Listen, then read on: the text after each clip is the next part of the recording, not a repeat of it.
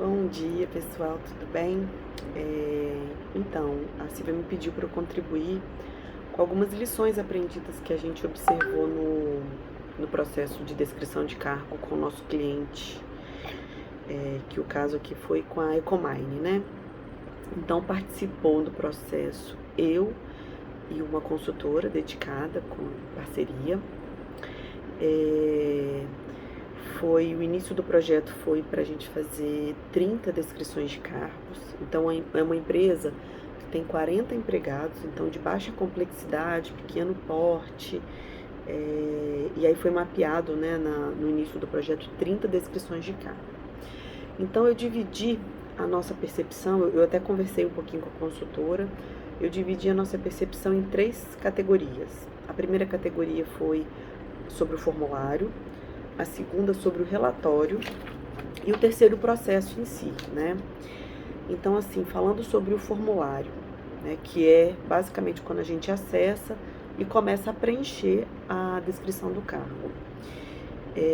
A gente percebeu que alguns campos são engessados e não faz a aderência para o cliente, né? Então, por exemplo, se tratando desse cliente, que é um cliente de pequeno porte, de baixa complexidade, por exemplo, o campo funções não foi aderente, porque o funções é quando você coloca, por exemplo, um analista de RH, função treinamento e desenvolvimento, ou função recrutamento e seleção, ou função benefícios, ou administração de pessoal, enfim.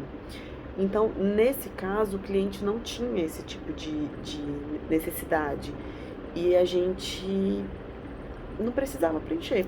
Então, nós pulamos, né, esse campo e ele ficou preso, né? Ficou preso no relatório, ficou o campo vazio porque não tinha como desabilitar, enfim. Então, assim, de repente é uma possibilidade de fazer esse ajuste, né? E também o organograma, né? O organograma eu não senti eficiência no organograma e mais pra frente eu vou dizer onde que isso liga, tá?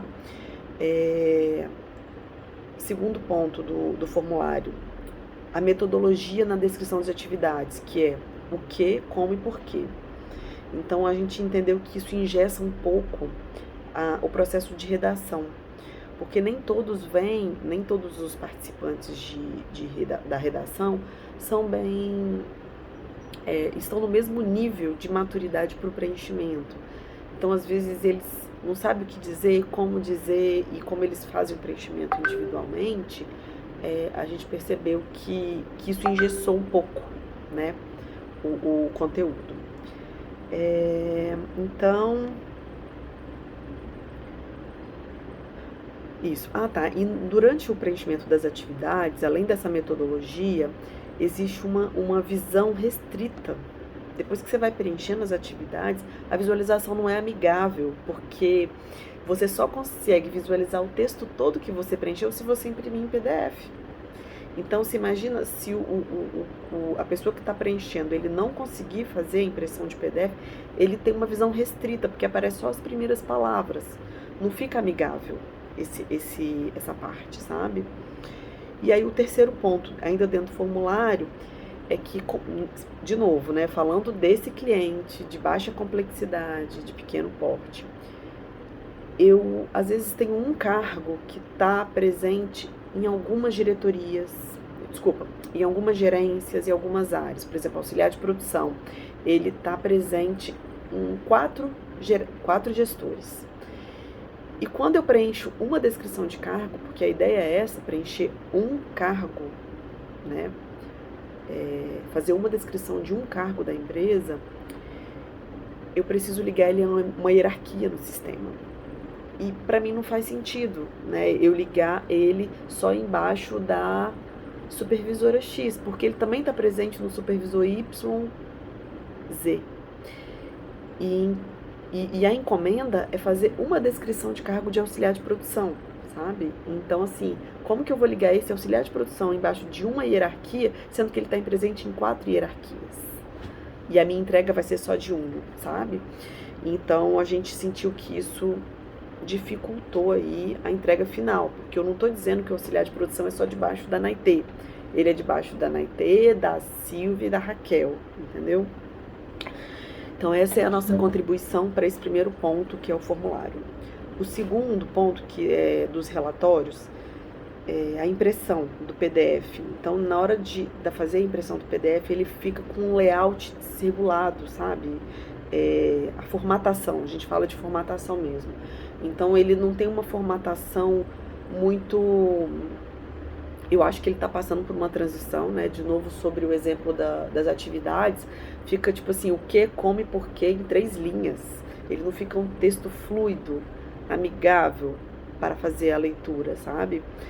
Eu até reportei isso agora por último, mas enfim, essa situação. A gente também percebe que a estética da produção final para ser entregue para o cliente, ele ainda tem margem de melhoria, sabe? A gente consegue aí melhorar a entrega final, que é o que ele vai consumir, que é esse relatório de PDF, que ele ainda não eu acho que ele ainda tem espaço para ficar mais bonito, mais amigável, um trabalho assim, nossa, que legal, esse é o produto. Além do que, claro, do conteúdo que está escrito e tal, mas a gente está falando agora aqui um pouquinho da estética, tá?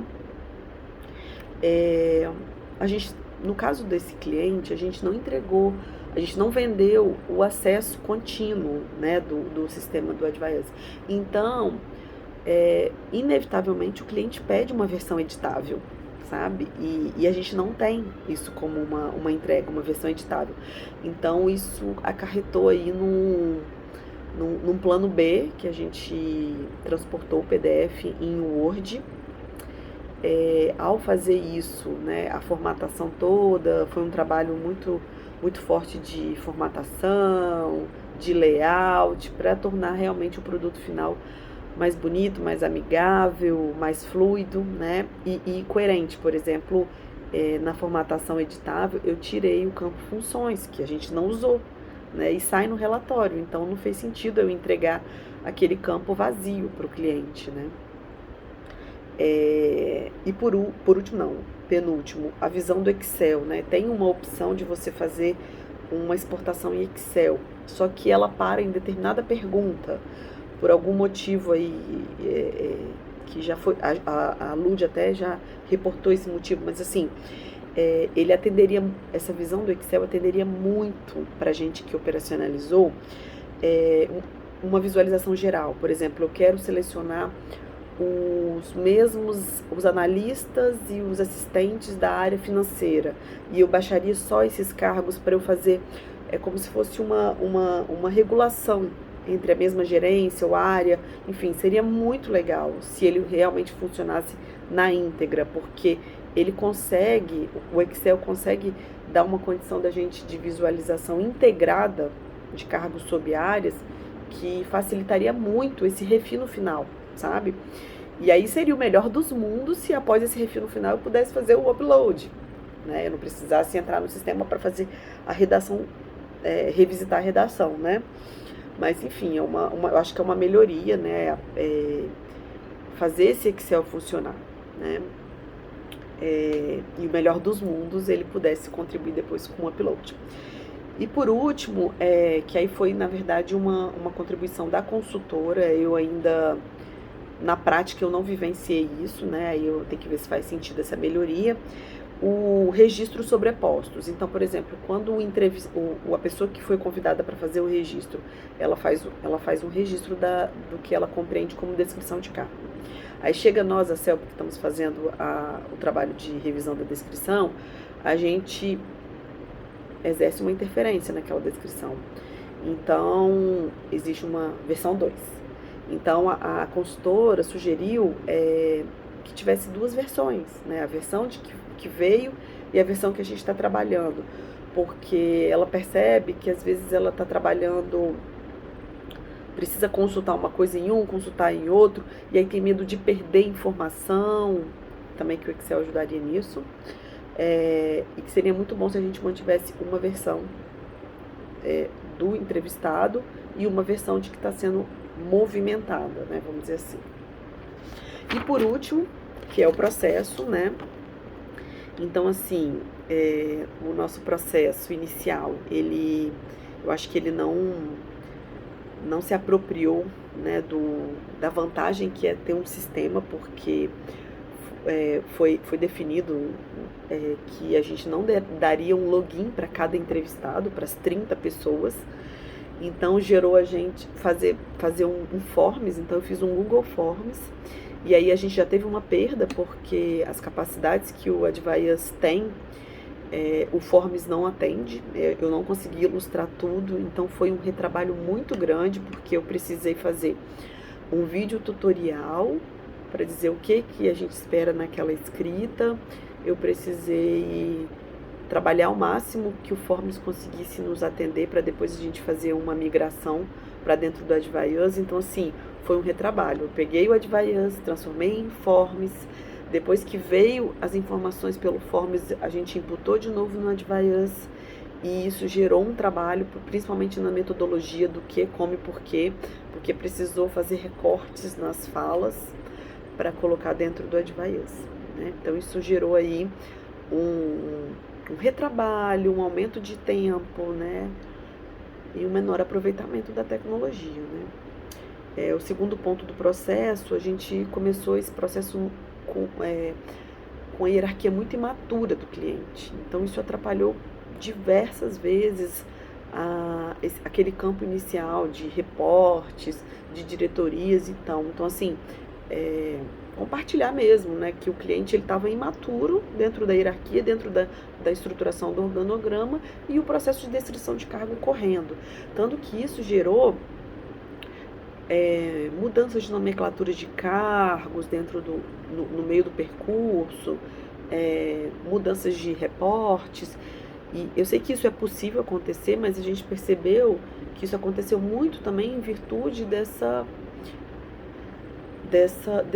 falta do pente fino inicial dentro do processo, sabe? Então, no que diz respeito, assim, o que a gente poderia ter apoiado e, de repente, recomendado o start em determinado momento, fica aí nossas lições aprendidas desse processo. Por terceiro ponto, a sensibilização. Então, assim, a gente sugere, quando for vender para um cliente, tenha um workshop de sensibilização para os respondentes, sabe? As pessoas precisam estar na mesma página, alinhada, ou dizer assim, poxa, a Anaitê participou do workshop, deixa eu trocar uma ideia com ela, porque teve muita diferença de preenchimento, assim. E isso gerou tipo assim, que a consultora estava dedicada a 1 hora para compor aquele entrevista, ou meia hora, ela gerou um retrabalho muito grande, porque em muitos casos precisou fazer junto, sabe? O empregado dedicado a fazer a descrição não compreendeu em sua totalidade o que deveria se escrever, o como deveria apontar as atividades, ficou em dúvidas diversas vezes. Então, assim, a consultora teve uma dedicação muito grande nesse percurso de preenchimento, assim como na validação das lideranças. As lideranças não estavam apropriadas e muitas não fizeram pré-work, né? Então gerou um retrabalho aí dentro do processo para consultora, que precisou na reunião de validação quase fazer uma reunião de preenchimento de descrição também, sabe? Então a gente percebe que isso é um ponto a ser trabalhado em alinhamentos, né? E a gente não pode deixar só o cliente para fazer esse dobramento, porque também não está esse conhecimento, esse processo muitas vezes não está apreendido, né, para o cliente. Então ele precisa do nosso apoio para dizer a importância, como fazer, o que fazer. Então acho que tem que ser, quando for propor essa implantação de descrição de cargo, a gente tem que implantar aí com um workshop aí de sensibilização, de repente um checkpoint aí para monitoramento do preenchimento, sabe? Então é isso, a gente se refere à qualidade de entrega mesmo que está sendo feito do respondente. E outra coisa que gerou muito desgaste foi que, por exemplo, foi apresentado 30 cargos, né? Mas no final não eram os 30 cargos, a pessoa que foi apontada como cargo para ser entrevistada não executava, então tinha um desvio de função, e aí de 30 se tornou 31, aí depois mesclou com outro, enfim.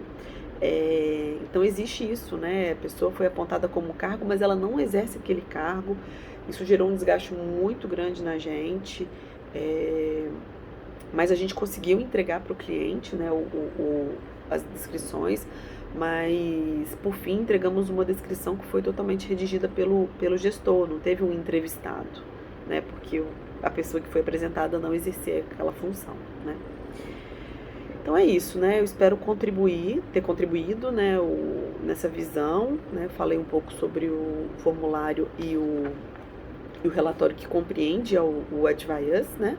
E o processo que tem a ver aí com a melhoria aí na hora de uma apresentação para o cliente, aí, o que a gente precisa cuidar antes do processo começar, né? Tá bom? Obrigada.